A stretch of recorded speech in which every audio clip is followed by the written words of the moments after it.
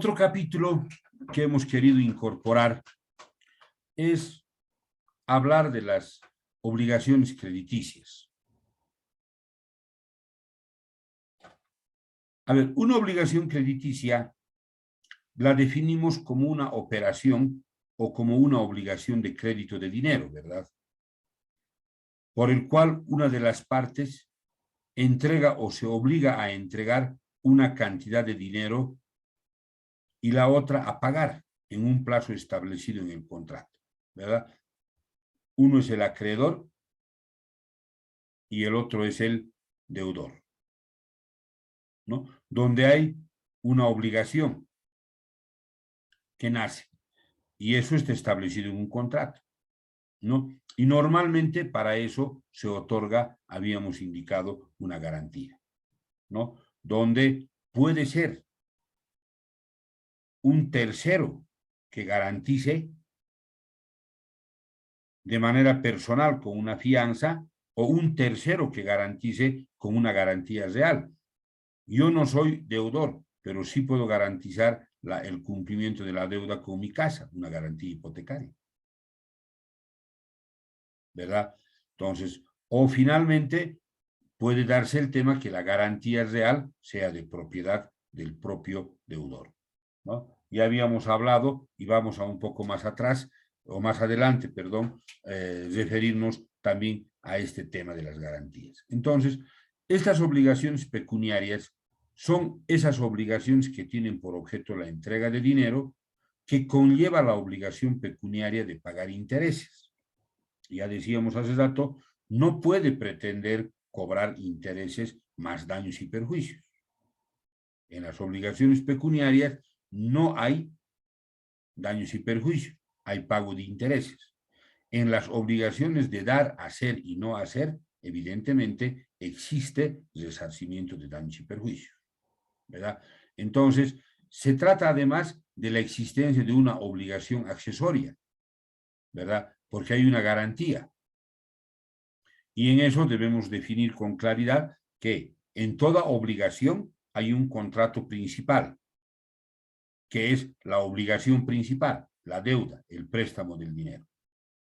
Y hay un contrato accesorio. En el mismo contrato hay un contrato accesorio, que es la garantía, ¿verdad? Esa garantía que está para el cumplimiento de la obligación principal, ¿no? Entonces, en ese escenario, ¿verdad? Vamos moviéndonos y cuando hablamos de ese derecho de crédito, que es una obligación, ¿verdad? Es ese derecho subjetivo en virtud del cual el sujeto llamado deudor puede exigir al otro sujeto, perdón, el sujeto llamado acreedor puede exigir al sujeto llamado deudor, ¿verdad?, que realice a su favor una determinada conducta, que es una prestación, ¿no? De tal manera que si el deudor incumple, va a responder las consecuencias del incumplimiento con todos los bienes presentes y futuros. Ese es el principio universal recogido por el artículo 1335 del Código Civil, ¿verdad? Entonces, crédito y obligación son sinónimos, puesto que designan una misma relación. El derecho de crédito del acreedor se corresponde con la obligación del deudor. Ahora, en términos financieros, hay diferencia entre crédito y obligación, por si acaso, ¿verdad? Pero no es el objeto, en los términos del derecho, específicamente hablando de obligaciones, hablar de estos términos financieros, ¿verdad? Sino en los términos, ¿verdad?, de las obligaciones, crédito y obligación sí se entienden como sinónimo. Pero si hablamos en términos financieros, no son sinónimo para que no exista algún cuestionamiento desde ese punto de vista.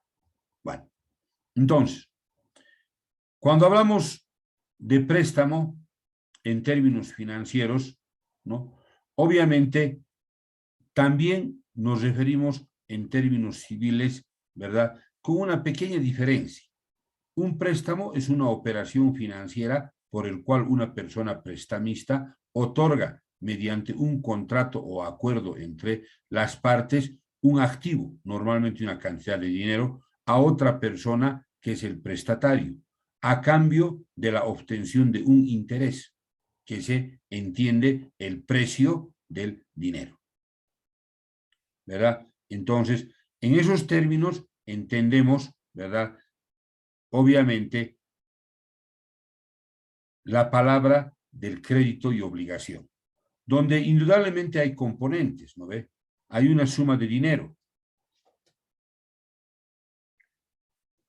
hay un plazo determinado para el pago, hay un interés, que puede ser un interés legal o un interés convencional, ¿no? Y lógicamente hay garantías.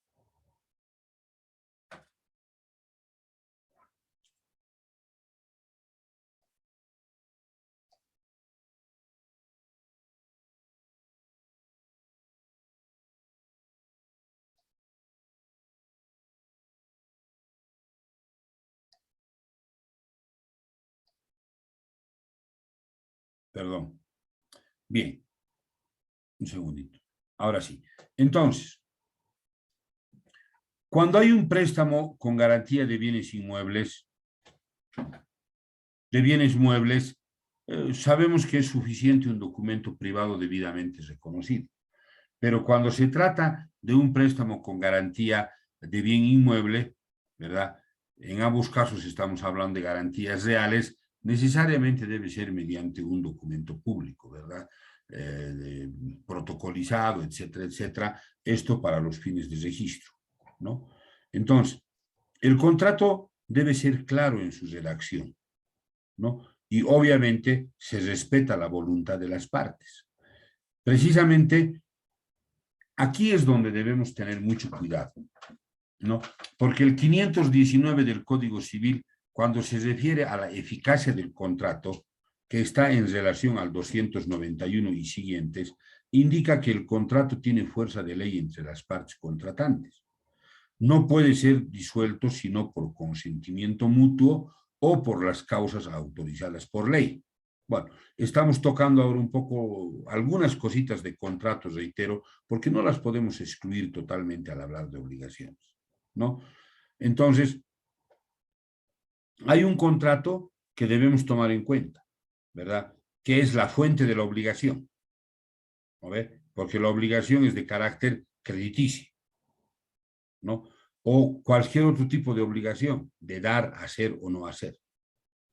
Pero este contrato, este acuerdo entre partes, ¿verdad? Tiene la calidad de fuerza de ley entre estas partes. Entonces, cuando uno firma un contrato, que mañana lo vamos a comentar, ¿no? Debe haber un análisis de riesgos, ¿no? Por lo menos nosotros siempre recomendamos y decimos, no es cuestión de redactar el contrato y firmarlo sin un previo análisis de riesgos. Bueno, la teoría de análisis de riesgos, que la vamos a ver también un poco en la sesión de mañana, no está muy puesta en práctica en nuestra costumbre, podríamos decir, ¿verdad? Pero ustedes van a encontrar una buena fuente de riesgos, de análisis de riesgos contractuales en la legislación española, por ejemplo, ¿no? Entonces, ¿por qué? ¿No? Porque un contrato tiene fuerza de ley entre las partes contratantes, ¿verdad? Y obviamente, como dice el 510, el contrato debe interpretarse averiguando cuál ha sido la intención común entre las partes, ¿no? Ahí vamos a parar esta parte para continuar con el tema de obligaciones y mañana vamos a profundizar un poco este tema de los contratos, ¿verdad? Pero no podemos separar porque una obligación crediticia está incorporada en un contrato y una obligación en general está incorporada en un contrato, ¿no? Y ese contrato tiene fuerza de ley entre las partes. Y si ese contrato no fuera claro, porque hay que ser claros en la redacción, bueno, el juez tendrá que interpretar ese contrato, tratando de averiguar cuál habría sido la intención de las partes, ¿no? Mañana hablaremos de la interpretación de los contratos, etc. Bueno, entonces, en toda relación crediticia se debe tener en cuenta, ya hemos dicho, que existe una obligación principal o un contrato principal, que es el préstamo de dinero. Y existe una obligación o un contrato accesorio, que es la garantía. Y esta garantía puede ser de carácter personal o puede ser de carácter real, ¿no? Entonces, la extinción de la obligación principal acarrea siempre la extinción de la accesoria, que es la garantía, ¿no? Lo accesorio corre la suerte de lo principal. Pero, sin embargo, hay algunas causas en las que puede extinguirse el contrato accesorio, la garantía, pero no afecta a la obligación principal, que es la deuda, ¿verdad? No afecta.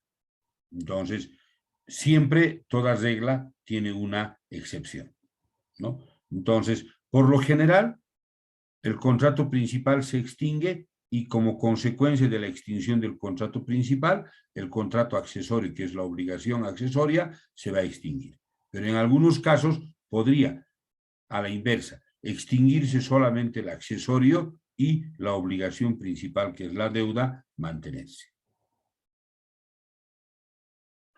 Un préstamo, decíamos, es una operación crediticia, ¿verdad? Ya la hemos comentado.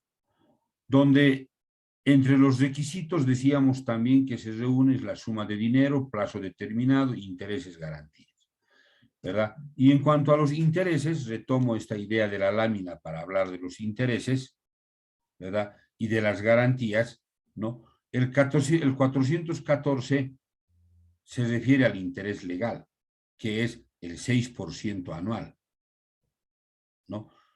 Y el 409 establece un interés convencional, que es el del 3% mensual, ¿no? Entendemos que entre abogados manejamos perfectamente esta problemática, pero las personas que no suelen confundir como que el interés legal es el 3%. No, ese es un interés convencional hasta el 3%, no más del 3%, ¿verdad? Y el interés legal es el 6% anual. Entonces, ¿qué pasa si en el contrato no se ha fijado un interés? Se aplica el 414, que es el interés legal, ¿verdad? Salvo que las partes hubieran acordado expresamente un interés convencional, ¿no?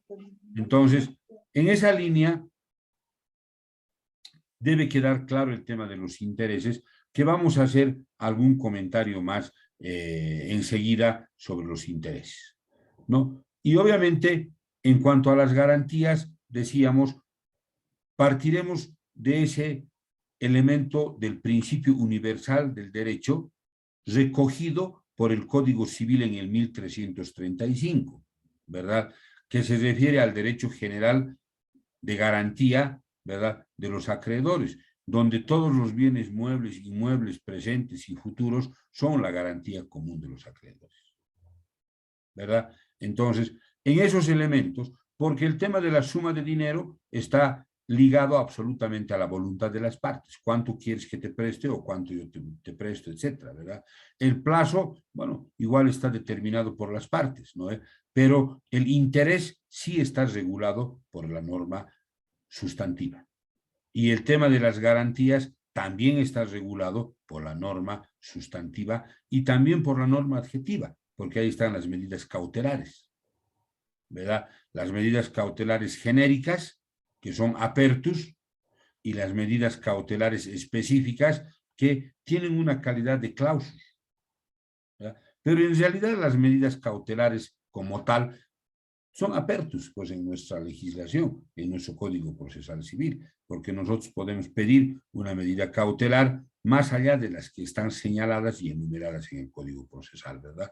Esa es la idea de las medidas cautelares genéricas. Entonces, esto está regulado, pero todo parte de ese principio general, que proviene del principio universal, ¿no? Entonces decíamos, cuando no se ha fijado un interés legal, Cuando no se ha fijado, perdón, interés convencional, se establece el interés legal del 6% anual, ¿no? Y el interés convencional es máximo hasta un 3% que las partes pueden acordar libremente. No es obligatorio el 3%, ¿verdad? Es hasta un 3%. Puede acordarse un 2%, un 2.5%, un 2.6%, ¿verdad? Pero no puede pasar del 3%. Porque, ¿qué nos dice la norma? Precisamente hablando de estas obligaciones crediticias, ¿verdad? Siempre en el capítulo de las obligaciones, ¿no? La prohibición en relación a los intereses.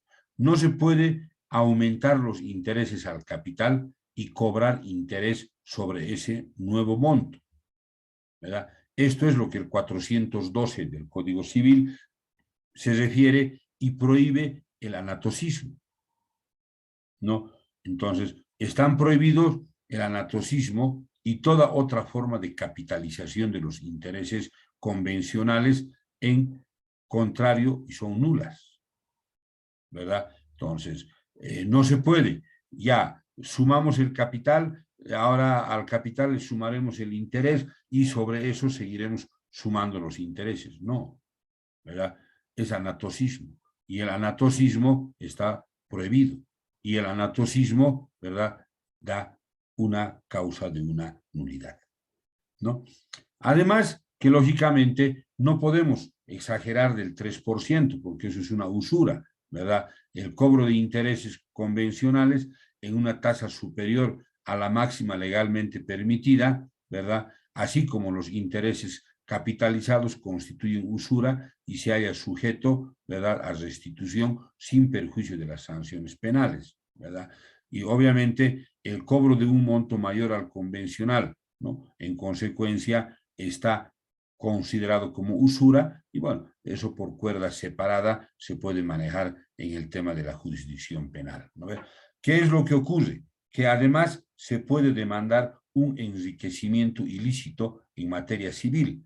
El 961, ¿qué nos dice? Quien sin justo motivo se enriquece en detrimento de otro, está obligado en proporción a su enriquecimiento a indemnizar a éste por la correspondiente disminución patrimonial. No, yo particularmente siempre digo, ¿para qué vamos a demandar por la jurisdicción penal usura? No vamos a lograr nada, ¿verdad? Tomando en cuenta las sanciones penales, ¿verdad? Prefiero demandar, ¿verdad?, un enriquecimiento ilícito, ¿no? Porque evidentemente la usura genera pues un enriquecimiento ilícito. El anatocismo genera un enriquecimiento ilícito, ¿no? Y ese enriquecimiento ilícito obviamente está conceptualizado en ese 961 porque alguien se está enriqueciendo en detrimento del otro,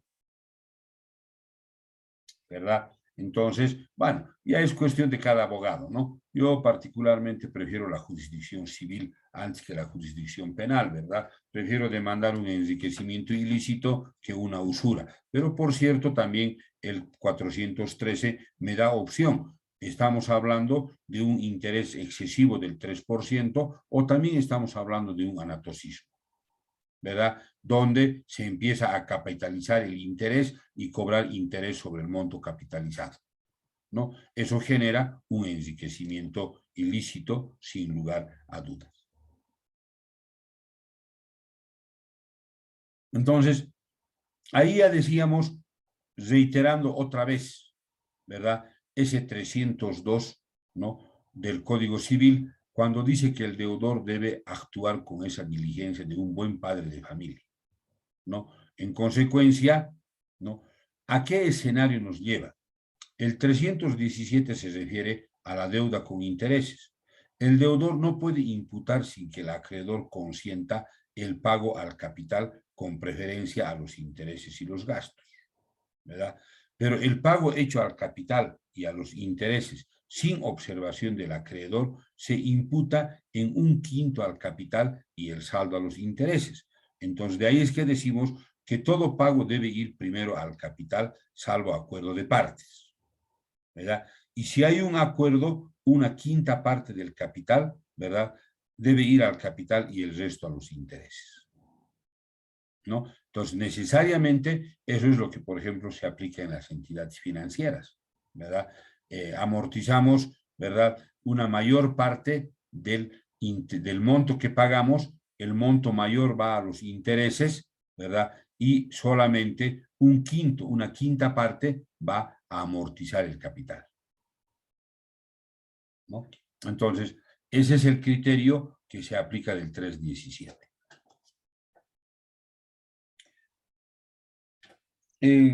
Para entrar a una otra parte, ¿no? Quisiera solamente solicitar a organización si me pueden conceder un minuto, por favor. Es un tiempo ya largo que estamos casi 1 hora y media seguida. Si nos podemos dar un minuto, por favor, si me permite. Claro que sí, doctor. Si le parece, nos damos un receso de 3 minutitos. Ya tenga la gentileza, por favor. Le voy a pedir piedad para No, tomarme no un se vasito preocupe, de doctor. agüita, por favor. No se preocupe, doctor. Agradezco Gracias. su gentileza, por favor. 3 minutos. Gracias.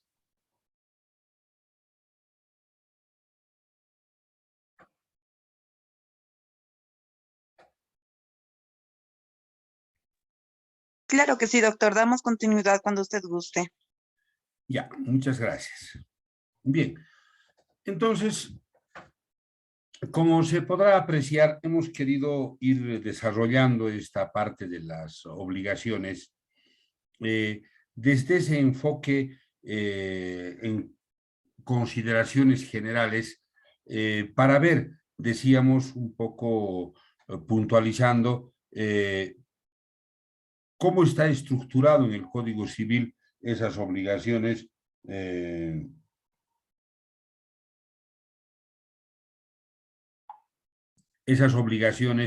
de hacer, de dar, hacer y no hacer, ¿verdad? Y lógicamente, y lógicamente lo más importante es ver cómo se puede aplicar en la ejecución, en la puesta en práctica, ¿no? Luego un poco hemos querido ver una segunda parte del tema del cumplimiento y obviamente el incumplimiento de estas obligaciones que existen, ¿verdad? Porque hay un tema central, toda obligación adquirida hay que cumplirla, ¿verdad? Pero también hemos visto que pueden haber situaciones especiales en las que no se llegan a cumplir las obligaciones, no por culpa de uno, sino por situaciones de fuerza mayor, causas sobrevinientes, etcétera, ¿verdad? Que hemos ido analizando. Y esto tiene mucho que ver porque todos conocemos que a veces las obligaciones son muy ampulosas o pueden aumentar mucho en función de los daños y de los perjuicios, ¿verdad? O también pueden aumentar considerablemente a veces a partir de un tema de un lucro cesante, por ejemplo, ¿verdad? La ganancia que estaba prevista percibir y que no la he percibido por culpa del incumplimiento de contrato. Yo tuve un caso, por ejemplo, les comento, donde un señor había convenido la compra de unas 2 camionetas, ¿ya? Y justo vino el tema de la pandemia y obviamente el deudor, el obligado, no podía dar cumplimiento porque este señor viajaba a traer vehículos, ¿no? Y como se paralizó con el cierre de fronteras, las importaciones, etcétera, no pudo y debía haber provisto de 2 camionetas.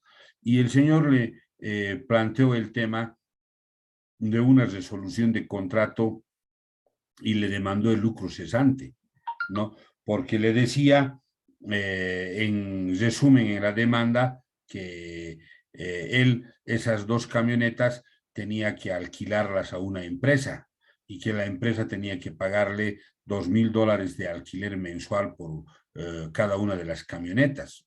Y tomando en cuenta el monto, el tiempo que había transcurrido en el incumplimiento de la obligación, él decía que se había visto privado de percibir una ganancia de $2.000 mensuales por cada una de las camionetas.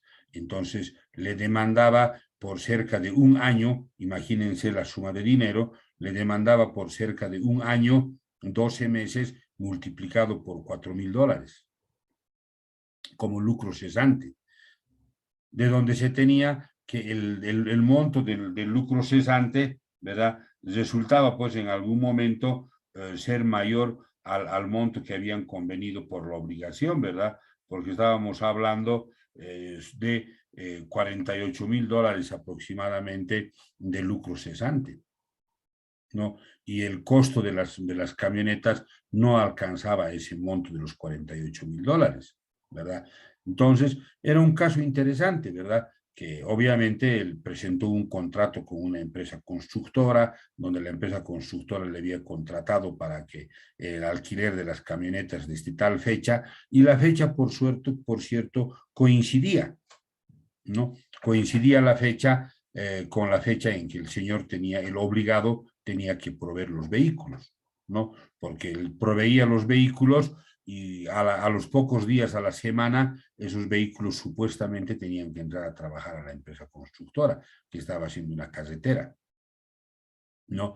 Y como hubo cierre de fronteras, etcétera, el señor no pudo importar las camionetas, no cumplió, la pandemia se nos prolongó más de lo que se había pensado, y bueno, el otro le dijo, resolución de contrato, devuélvame mi dinero, pero además págueme cerca de $50.000 o algo más por el lucro cesante y bueno, y otros detalles más emergentes, ¿no? Imagínense la cantidad de dinero que se le convenía. El señor, de un monto de unos $30.000 que había recibido, estaba viéndose obligado a devolver casi como $70.000, $80.000, ¿no? Y bueno, de esos casos seguramente muchos han tenido hartos, ¿no? Y es ahí donde corresponde entonces analizar ese capítulo que hace un momento hablábamos sobre el tema del incumplimiento. Bueno, un otro capítulo que quiero tocar es lo referente al derecho de garantías, ¿verdad? Porque en una obligación, decíamos, hay sujetos que intervienen, ¿verdad? Ese acreedor, ese deudor, hay un objeto, pero también generalmente hay una garantía, ¿no? Especialmente si se trata de obligaciones crediticias, ¿no? Y como establece el propio Código Civil, el derecho de garantías no es sino una prolongación al estudio de las obligaciones. Es la complementación, ¿no? Por eso decíamos hace un momento, ¿verdad?, que prácticamente existe una obligación, ¿verdad?, principal, ¿verdad?, que en realidad es el contrato principal de préstamo de dinero, ¿no? Pero en el mismo contrato existe un contrato o una obligación accesoria, ¿verdad?, que es la garantía, que también decíamos, y ahora vamos a desarrollar, lo habíamos anunciado, esa garantía, ¿verdad?, tiene un objetivo, tiene una finalidad, ¿no? Entonces, la garantía crediticia es un mecanismo de transferencia de riesgo que permite a los prestamistas mitigar el riesgo de contraparte en las operaciones crediticias, ¿no? Entonces, a partir de la garantía crediticia en su definición, transferimos, ¿no?, la obligación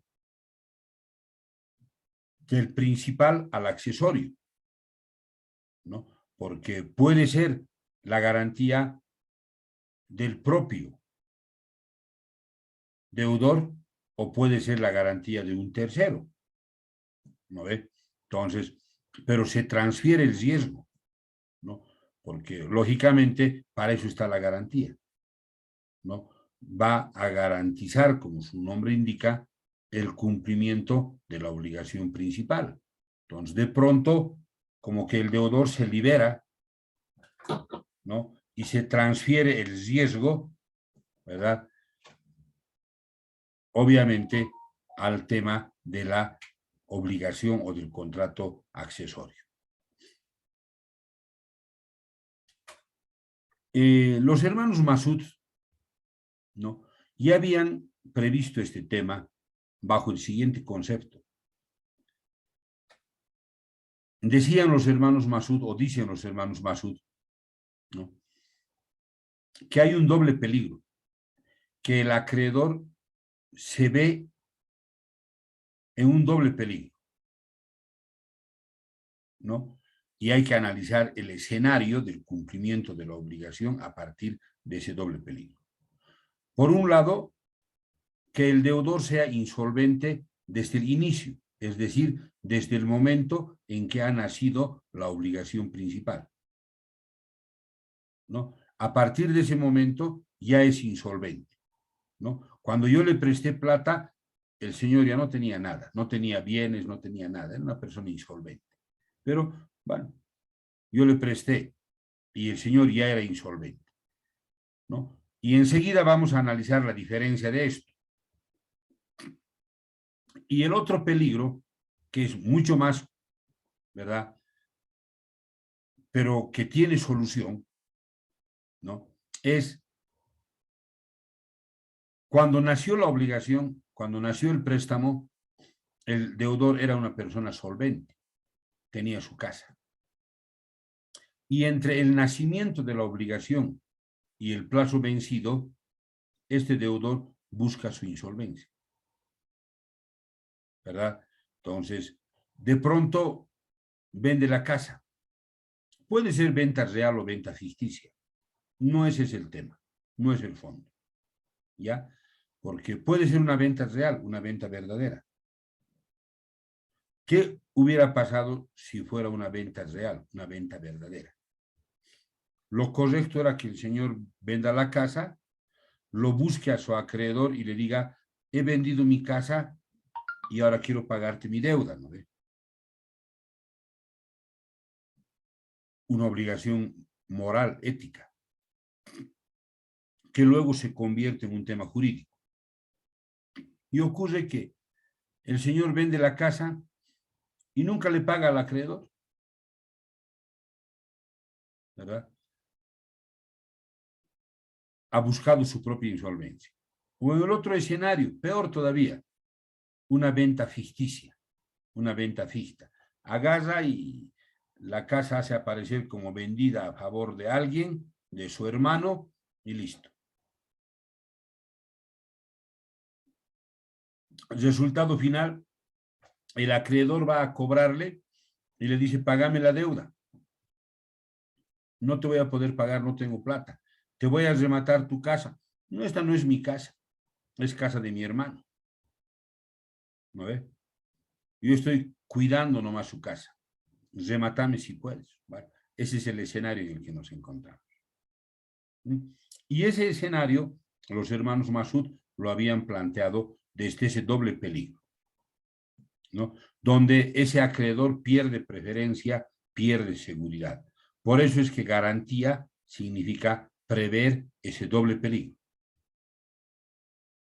Y de ahí es que garantía viene del término garante, que quiere significar depósito, prenda, hipoteca, todo aquello que garantiza o afianza un crédito.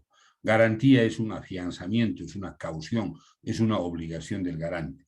El profesor de Diego dice, el derecho de garantía es sinónimo de seguridad, porque permite garantizar el cumplimiento de la obligación y prever la insolvencia del deudor, ¿verdad? Entonces, tiene ese doble objetivo para de Diego, ¿verdad? Que se cumpla con la obligación, pero también que el deudor no caiga en insolvencia, ¿no? Entonces, en esa línea, habíamos hecho referencia hace un momento y decíamos, todas las obligaciones en su generalidad están garantizadas, ¿no?, a partir de ese principio universal que es recuperado por el Código Civil en el 1335, que dice que todos los bienes muebles e inmuebles presentes o futuros del deudor que se han obligado personalmente constituyen la garantía común de los acreedores, ¿no? Escábola ya reconoce la importancia del Código Civil ¿no? Cuando recupera este principio universal y obviamente esa responsabilidad que genera una relación obligatoria. Y mesineo, que lógicamente hace referencia en el sentido en que responde a estos temas de carácter patrimonial, porque el obligado tiene una prestación que cumplir, ¿verdad? Y los bienes están sujetos a satisfacer esa prestación, ¿no? Bueno, ese es el escenario. Pero también hay aquel acreedor quirografario, ¿no ven? Ese acreedor que no tiene ninguna garantía real ni personal. Es decir, no tiene prenda, no tiene hipoteca, no tiene antícresis, no tiene fianza, no tiene nada, ¿no? Y la obligación que surge del deudor en estos casos es de carácter personal, ¿no? Y obviamente, ¿qué ocurre? El acreedor quirografario realmente no tiene nada. Entonces, reconozcamos este tema. Hay un derecho que tienen todos los acreedores. Y ese derecho es el 1335. Todo es, inclusive lo que no se tiene en ese momento a futuro, no puedo decir yo, cuando yo he firmado el documento de deuda, no tenía nada. Después me he comprado este autito. No, ese autito también entra como garantía, porque dice los bienes presentes o futuros. ¿Verdad? Ah, no, yo he recibido la herencia de mis papás, pero después de la deuda. No, señor, eso está dentro de los bienes futuros. Viene también y se afecta. ¿Verdad? Pero eso es un derecho. Frente a la es un derecho para el acreedor quirografario, ¿verdad? Y obviamente para aquellos acreedores que también tienen garantías, pero que la garantía fuese insuficiente. Entonces, acá hay un tema que siempre me ha llamado la atención, ¿no? Es cuando suelo ver contratos de préstamo de dinero con mucha frecuencia. Les ha debido ocurrir también a ustedes. Revisas el contrato y dice garantía, cláusula garantía. El deudor garantiza el cumplimiento de la obligación con todos sus bienes habidos y por haber, presentes y futuros. Yo me pregunto y digo, ¿estará bien eso?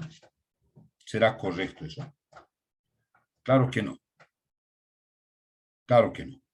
Porque el 1335 es el derecho que yo tengo sobre los bienes del deudor. Pero no me puede dar en garantía aquello que yo tengo como un derecho, si me dejo comprender. Entonces, cuando me ocurre redactar un contrato y me dice el señor, ¿con qué va a garantizar usted la deuda? Con todos mis bienes habidos y por haber, doctor. Le digo, a ver un ratito. Yo le estoy preguntando con qué va a garantizar la deuda, porque todos los bienes habidos y por haber, el señor acreedor los tiene como un derecho. Eso es un derecho que él tiene sobre todo lo que usted tiene y sobre lo que no tiene también, sobre lo que vaya a tener a futuro.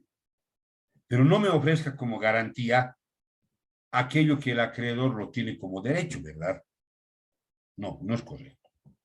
Pero sin embargo, yo veo muy frecuentemente contratos de préstamo de dinero redactados bajo esa naturaleza, ¿no? Entonces, lo correcto es decirles con qué va a garantizar.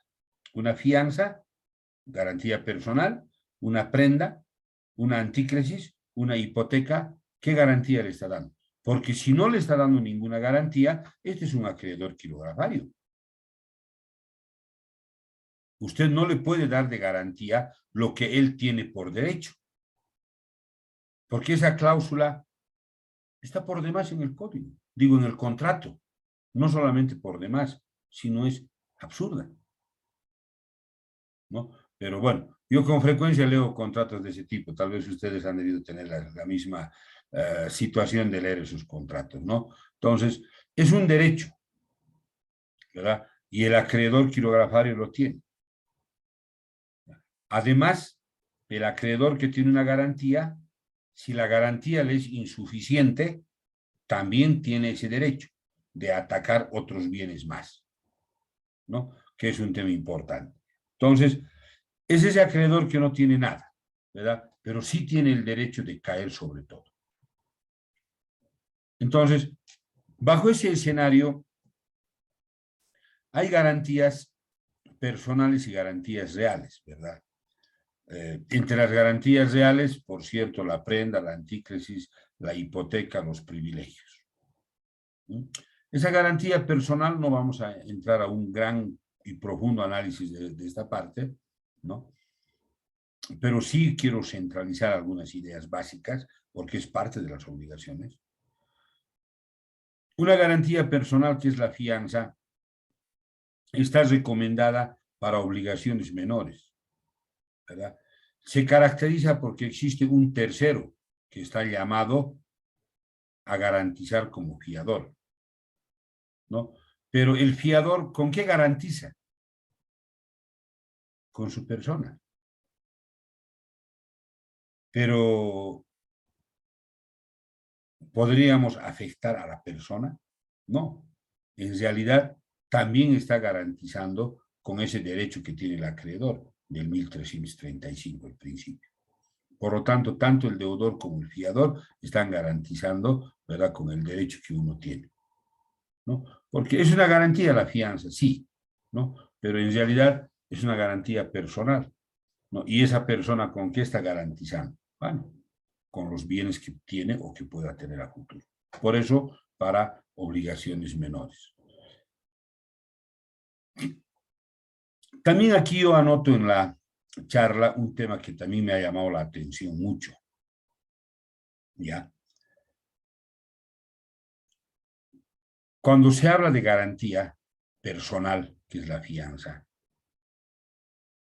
también he visto en muchos contratos que se dice el señor fulano de tal se constituye en garante, ¿no ve? En fiador. Y la otra cláusula, yo XX mayor de edad, tan, acepto constituirme en garante solidario y mancomunado.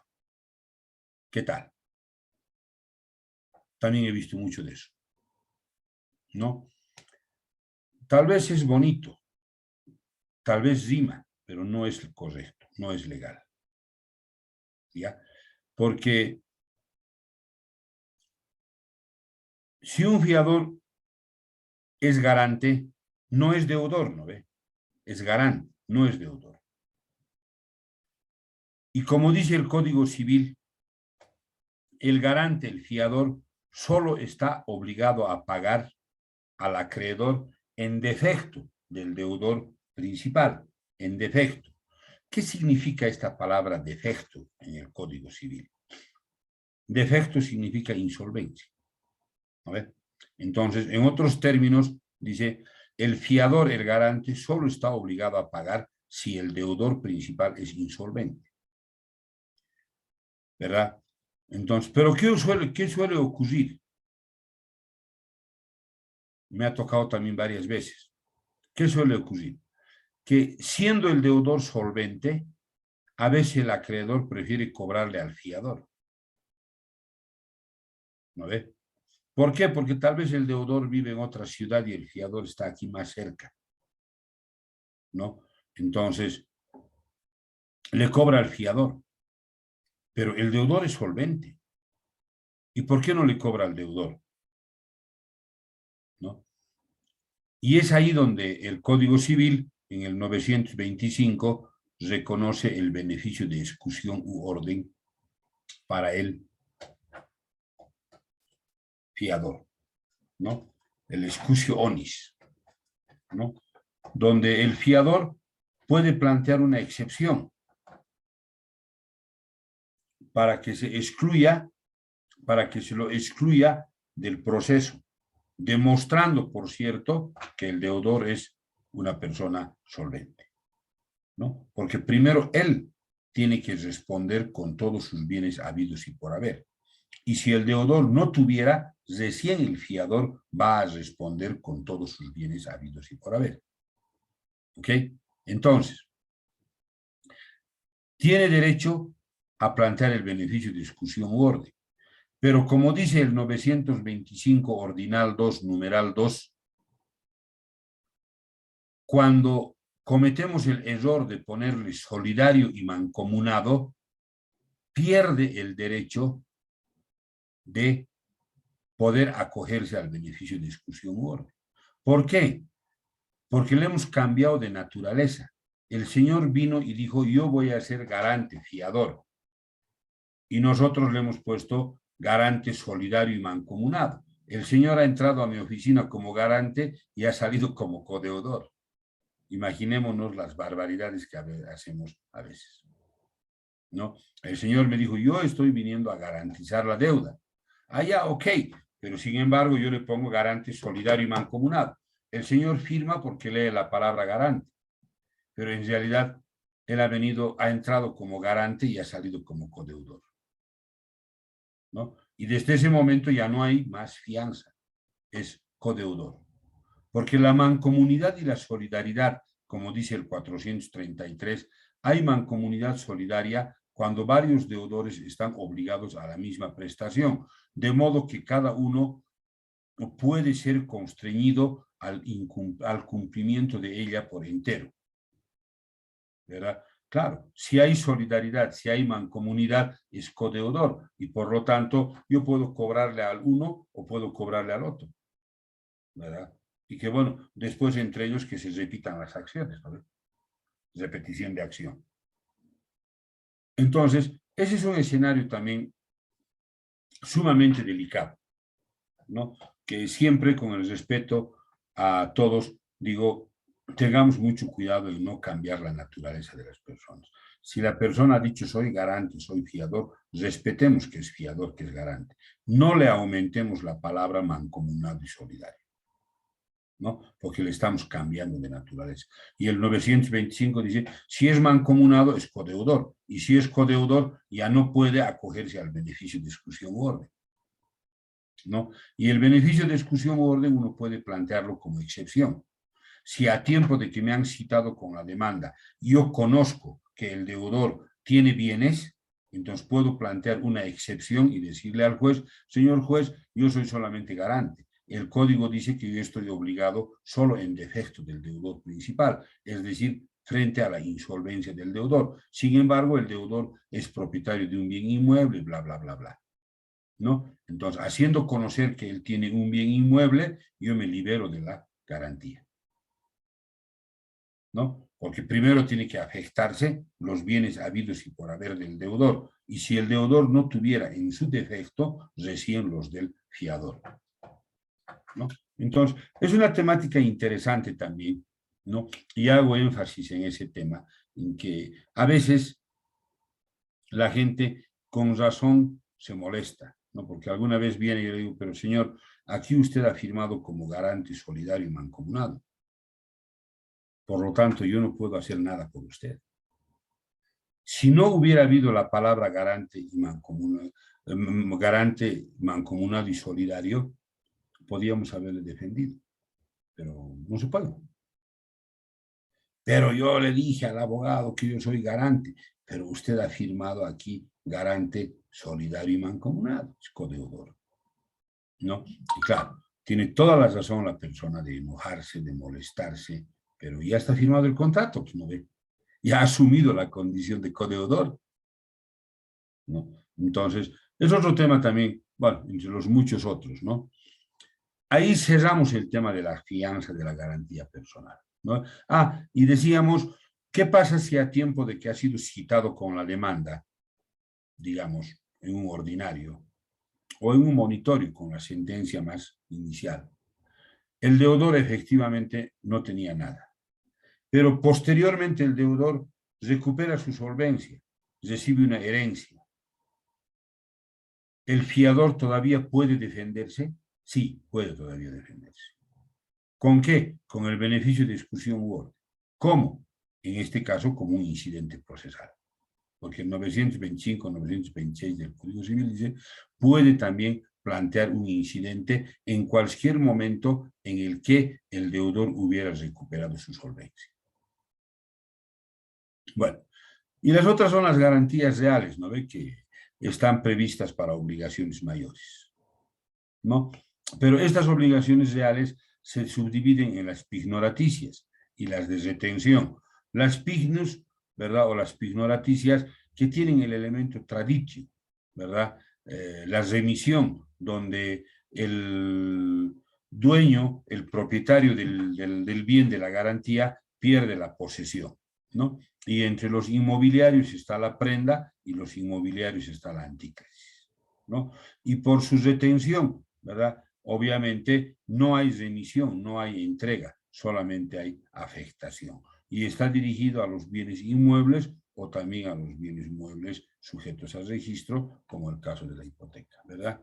Entonces, esas pignus, la prenda, ¿no? Que dice el 1401, puede darse en calidad de prenda los bienes muebles en su universalidad, créditos y otros derechos que tengan por objeto la característica y localidad de bienes muebles, ¿verdad? La prenda fundamentalmente se constituye, ¿verdad? Con su remisión, como, con su entrega, como dice el 1403, ¿verdad? Entonces, y esta prenda puede ser del deudor o puede ser de un tercero. A ver, ¿qué pasaría si una persona me da en calidad de prenda un computador, ¿no? En el contrato establece las características, la marca, todo del computador, pero el señor no me entrega el computador. Está el contrato bien redactado, un buen contrato, bien elaborado, ¿no? Pero no me ha entregado la garantía. Y luego este señor surge una segunda obligación donde también da el mismo computador en calidad de prenda, de garantía, pero esta vez le entrega el computador. ¿Quién tiene derecho de preferencia? ¿El primero o el segundo? El segundo, ¿no ve? ¿Por qué? Porque es el que tiene la prenda en sus manos, ¿no? Porque el 1403 dice, se constituye con la remisión o entrega. Por eso es que la palabra prenda viene del término latino prehendre, que quiere significar asir o agarrar. El que no agarra no tiene prenda, ¿no? Entonces acá no data, no depende de la fecha o de la data del documento, ¿no? Sino de la entrega. El que agarra la cosa tiene prenda, el que no agarra la cosa no tiene prenda, ¿no? Aquí no cuenta la fecha del documento, cuenta quién tiene la cosa en su mano, ¿no? Entonces, obviamente, el acreedor tiene el derecho de retención, ¿no? Y obviamente, además del derecho de retención, tiene obviamente el derecho a que le paguen los gastos de guarda, mantención y conservación de la cosa, además de los intereses y el capital, ¿no ve? Y tiene preferencia frente a otros acreedores, pero siempre y cuando esté agarrando la cosa, agarrando la prenda, ¿no ve? Porque si no ha agarrado, no ha agarrado la cosa, nunca ha habido contrato de prenda. Ha habido obligación principal de préstamo de dinero, eso no se niega. Pero el contrato accesorio de garantía nunca hubo. ¿Por qué? Porque nunca hubo entrega de la cosa. Eso no desaparece. ¿Qué pasa? Que ese se vuelve un acreedor quirografario. ¿Tiene derecho a qué? A todos los bienes habidos y por haber, presentes y futuros. Otra cosa es cuando yo he perdido la posesión de la prenda, de la garantía. Es otra cosa, ¿verdad? Yo tenía la prenda en mi poder, ¿verdad? Pero ocurre que vino el deudor y me dijo, préstame el computador. Lo vendo y enseguida vengo y te pago la deuda. Yo confiando le presto el computador. El señor va y nunca más me vuelve a traer ni la plata ni el computador. ¿Ah? En ese caso sí puedo reivindicar la cosa de manos del propio deudor o inclusive de manos de una tercera persona. Puedo reivindicar, puedo recuperar. ¿Por qué? Porque yo tenía la prenda en mis manos, ¿no? Le he prestado y el señor ha ido y nunca más me ha traído. Entonces puedo reivindicar. Pero si nunca he tenido la prenda en mis manos, obviamente, ¿qué cosa voy a reivindicar? Si nunca he tenido posesión, ¿verdad? El otro pignus es la antícresis, ¿no ve? Que también es contrato de garantía real, ¿no? Que por su naturaleza y los usos y los costumbres, que más allá de su naturaleza jurídica, por los usos y costumbres se lo confunde con un contrato de vivienda. Pero en realidad es un contrato mixto, ¿verdad? Porque obviamente si es el deudor, tiene el derecho de acudir al desalojo, ¿verdad? Para un lanzamiento. Y si es el acreedor el que quiere ejecutar, tiene el derecho de ir a un proceso ejecutivo, ¿no? Obviamente la antícresis por su naturaleza es un contrato de garantía, decíamos, ¿verdad? Donde el deudor, que es el propietario, quien incumple, entonces estamos frente a una obligación crediticia de frente préstamo de dinero, porque no es un contrato de vivienda, es un contrato de garantía, ¿verdad? De una obligación principal. Entonces, si no se paga, obviamente hay que ejecutar la obligación principal. Y para ejecutar la obligación principal, ahí hay una garantía. Vamos a caer sobre la garantía, ¿no? Entonces, corresponde cobrar por la vía de la vía del proceso de estructura monitoria como un proceso ejecutivo, ¿verdad? Porque el gran problema es que el deudor, ¿no ve? Es el que incumple, ¿no? Y el deudor es el propietario del inmueble, ¿no? Generalmente yo quiero devolver el dinero, ¿verdad? O mejor dicho, quiero devolver la casa y quiero que me devuelvan mi dinero, ¿no? Y ahí surge el problema. Entonces, hay que aplicar, ¿verdad? También por la vía de los procesos de ejecución, ¿no? Una ejecución coactiva de sumas de dinero, ¿no? Porque si el contrato está bien elaborado, ¿verdad? Más allá de un proceso ejecutivo, podría inclusive, como opción B, irme a una ejecución coactiva de sumas de dinero, ¿no? Porque ya tiene la característica, ¿verdad?, de una obligación de ejecución coactiva, ¿no? Entonces siempre vamos relacionando con el tema procesal. Entonces, por eso es que la forma de constitución del contrato de antícresis necesariamente debe ser mediante documento público, ¿verdad? Como lo dice el 491, inciso 3 y el 1440 del Código Civil, ¿verdad? Y tiene que estar registrado en derechos reales para que tenga derecho de preferencia y de persecución, porque si no está registrado, en realidad, ¿hay obligación principal? Sí hay, el préstamo de dinero. Hay obligación principal. Pero ¿hay garantía? En realidad no hay garantía. ¿Por qué? Porque no se ha constituido la garantía. ¿Cómo se constituye la garantía? La garantía se constituye con su registro, ¿no ve? Como en el caso de la prenda, la garantía se constituye con la entrega de la cosa, así, agarrar, ¿no? Entonces, cada una de estas tiene una forma de constituirse, ¿verdad? Entonces, estos requisitos de validez no pueden ser subsanados, ¿no? Y en muchos casos pueden hacer un tema de una nulidad por el tema de forma. ¿Qué dice la línea jurisprudencial, verdad? Dice, ha razonado lo siguiente, que el artículo 549, inciso 1 y 2 se refiere a los casos en los cuales el contrato será nulo, estableciendo el inciso 1 por faltar en el contrato objeto o la forma prevista por ley como requisito de validez. Y 2, por faltar en el objeto del contrato los requisitos, ¿verdad? Carlos Morales Guillén, en su comentario que hace del código, dice: el contrato privado con el que se constituye la antícresis es nulo por disposición del 549, ¿verdad? Numeral 2 del Código Civil, porque le faltan los requisitos de forma exigidos por el 491 y el 1430, ¿no? Entonces, hay que cumplir con la forma, ¿no? Y también es importante analizar que no puede constituirse en un contrato doble, ¿verdad? El artículo 716 del Código Civil, ¿verdad?, es claro cuando establece que no puede haber arriendo y antícresis en el mismo contrato, ¿no? Es decir, hay algunos que dan contrato mixto, ¿no ve? Mitad anticrético y mitad alquiler, ¿no? Entonces, no se puede mezclar, porque, ojo, la antícresis no es un contrato de vivienda, es un contrato de garantía de una obligación. Está garantizando el cumplimiento de una obligación, no es un contrato de vivienda, ¿verdad? Que obviamente por su naturaleza jurídica, antícheresis, viene del término latino antícheresis, contra uso, uso mutuo o contrario significa, ¿no ve? Entonces, de ahí es que en su naturaleza es un contrato de gozar y gozar.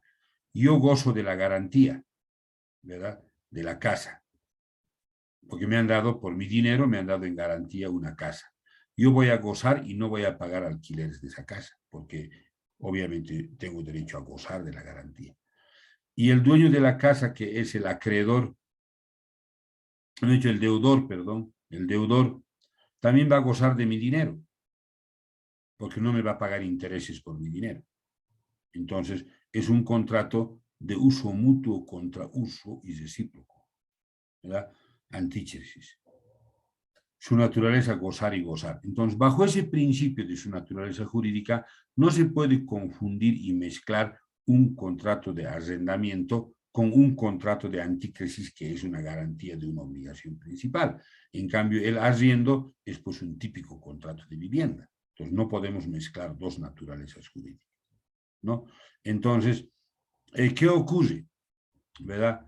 Bueno, habrá la devolución del monto más intereses, ¿verdad? Y persiste el arriendo, ¿verdad? Y obviamente puede revisarse el tema del canon de alquiler, ¿no? Entonces, obviamente esa. La otra garantía de afectación en este caso, ¿verdad? Que decíamos es una garantía real, pero de retención, donde solamente hay afectación, es la hipoteca, que también está dirigida a garantizar el cumplimiento de una obligación, ¿no? Es una garantía real que recae sobre bienes propios o de un tercero para garantizar una deuda, concediendo al acreedor derecho de persecución y preferencia, ¿no? Y el Código Civil sabemos que le otorga dos derechos: el de preferencia ante otros acreedores a ser pagado en su totalidad, y el de persecución, a perseguir ante cualquier mano se encuentre, ¿no? Y como dice Messineo, la hipoteca tiene una función económica, porque la idea es favorecer al crédito territorial o urbano. Precisamente en 1341 dicen, nacen de la ley, ¿no? En consideración a la calidad y naturaleza del crédito, ¿no? Que responde para garantizar el pago, ¿verdad? Con los bienes fallidos del deudor y tiene preferencia frente a otros créditos. Es un título de garantía especial de créditos, no de personas.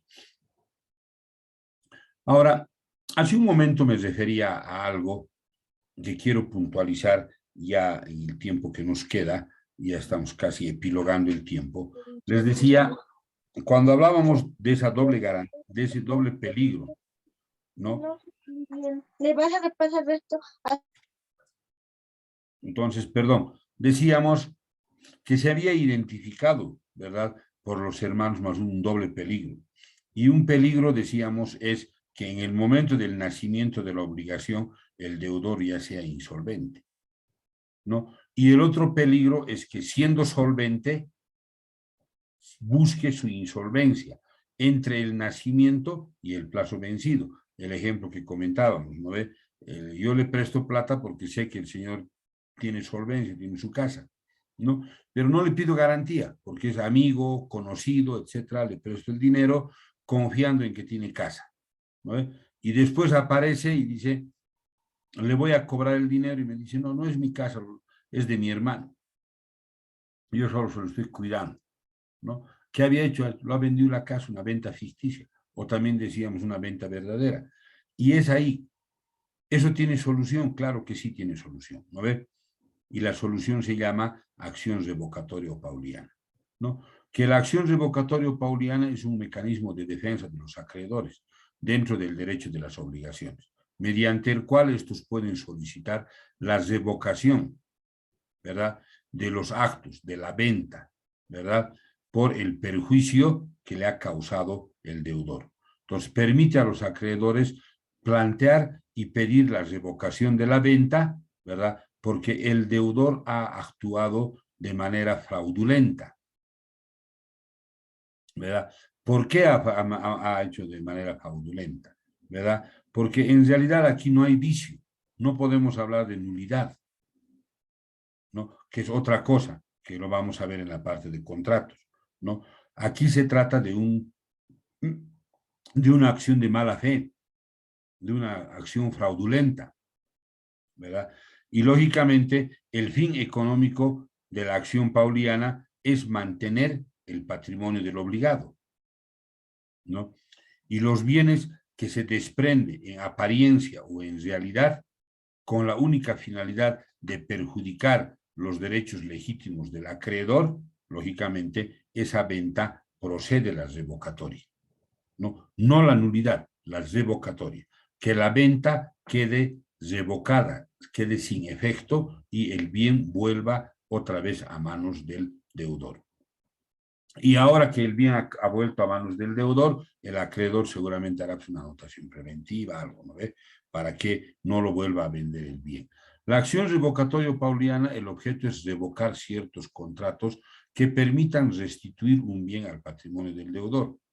Existe cuando fundamentalmente por parte del deudor existe una intención de defraudar. Por eso que el elemento, ¿verdad? Acá es la acción fraudulenta, es el fraude, ¿verdad? Porque se ha enajenado los bienes con la única intención de buscar su propia insolvencia. Por eso decíamos, si fuera una venta real, verdadera, lo correcto es que el señor venga y me diga, lo he vendido mi casa y quiero pagar mi deuda, ¿verdad? Es una figura, ¿no? Y si fuera una venta fraudulenta, peor, ¿verdad? Entonces, una venta ficticia. Entonces, se trata de una enajenación, ¿verdad? Que lo que busca es una insolvencia, ¿no? Y la acción revocatoria pauliana precisamente busca proteger a ese acreedor perjudicado, ¿verdad? No es una pretensión directa, ¿verdad? Pero sí busca fundamentalmente que el bien retorne a manos o al patrimonio del deudor, ¿no? Para que éste pueda constituir. Y esto va en esa dimensión de lo que comentábamos hace rato, de ese doble peligro de los hermanos Masud. Los requisitos para esta acción revocatoria pauliana es que exista un crédito a favor del acreedor demandante. El que va a demandar de acción revocatoria pauliana debe ser un acreedor con un crédito vigente, ¿no? Que tenga suma líquida y exigible. No es necesario que tenga plazo vencido, ¿verdad? Que el acto o contrato, ¿verdad? Tiene que ser posterior al crédito, ¿no? Es decir, primero se prestó plata y después lo vendió la casa. Entonces, en el momento en que se prestó la plata, aquí ya se aplicaba el 1335. Todos los bienes presentes y futuros, habidos y por haber, son la garantía común. Y había un derecho. Pero sin embargo, de ese derecho, este señor luego lo vende la casa. Pero ¿qué pasa si fuera la inversa? ¿Hay acción revocatoria? No. Porque el señor, cuando nació la deuda, ya no era dueño de esta casa. Entonces, no ha habido acción fraudulenta. Estaba frente al primer peligro identificado por los hermanos Masud, ¿no ve? En el momento del nacimiento de la obligación ya era una persona insolvente, ¿no? Pero acá estamos hablando que la persona era solvente y que siendo solvente posteriormente busca su insolvencia vendiendo la casa. Entonces es ahí donde procede esta acción revocatoria pauliana, ¿no? Porque hay un acreedor que está resultando perjudicado, porque de pronto no existe otros bienes. Porque ¿qué pasa si ese deudor tuviera otros bienes y esos bienes son suficientes para cubrir la deuda? No hay necesidad, pues ahí está el derecho que tiene del 1335, que todos los bienes presentes y futuros son garantía común. Entonces, tiene que haber un elemento que el deudor está buscando su insolvencia, no hay otro bien, ¿verdad? Y lógicamente hay que acreditar el fraude, y esto radica en el perjuicio causado al acreedor, ¿no? Porque se cumplen todos los presupuestos establecidos en este caso, ¿no? La línea jurisprudencial es clara, ¿verdad? Dice, la acción revocatoria pauliana es de carácter general y permite a los acreedores impugnar o atacar los actos fraudulentos del deudor en perjuicio de sus derechos. ¿Cuáles son sus derechos? El 1335. Se trata de restituir el patrimonio de este, ¿no? El artículo 1446 establece para su procedencia 5 requisitos, ¿no? A los que ya hemos hecho referencia hace un momento, ¿verdad? Que haya un crédito, que haya suma líquida y exigible, que la venta sea posterior al crédito, que haya un perjuicio y que haya un fraude, ¿verdad? Esos son los elementos centrales y fundamentales, ¿verdad? Bien.